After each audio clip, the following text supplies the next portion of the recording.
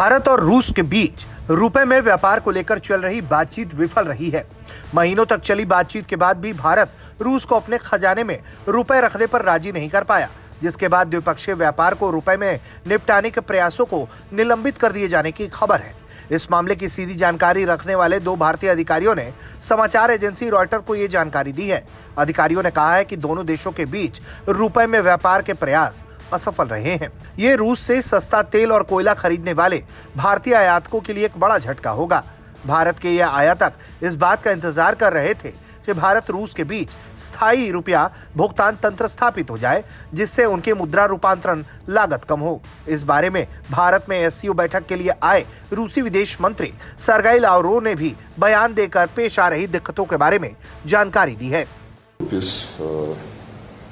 This is a problem because we accumulated billions of rupees on the accounts in the Indian banks, and we need to use this money, but for this, these rupees must be transferred in another currency, and this is being discussed now. Bharat और रूस के बीच व्यापार घाटा बढ़ता जा रहा है।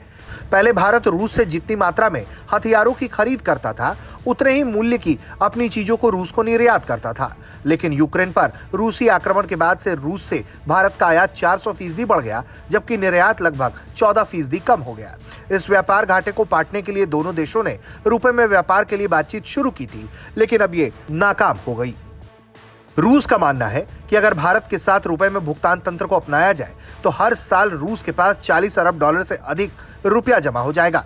उन्होंने कहा कि रूस का मानना है कि इससे ज्यादा रुपया जमा करना रूस के लिए किसी काम का नहीं होगा। भारतीय रुपए को पूरी तरह से दूसरे देशों की मुद्रा में नहीं बदला जा सकता। वैश्विक निर्यात में भारत की हिस्सेदारी महज 2% है, जिस कारण देश भारतीय रुपए को अपने पास नहीं रखना चाहते। भारत और रूस ने स्थानीय मुद्रा में व्यापार को सुविधाजनक बनाने को लेकर बातचीत की, लेकिन दिशा निर्देशों को औपचारिक रूप नहीं दिया गया। इस पर अभी भी गहन मंथन हो रहा है, लेकिन कोई रास्ता निकलता हुआ फिलहाल दिखाई नहीं पड़ता। ऐसे में रुपए और रूबल की डील को लेकर यह आशंका जताई जा रही है कि अब यह डील अधर में पड़ गई है।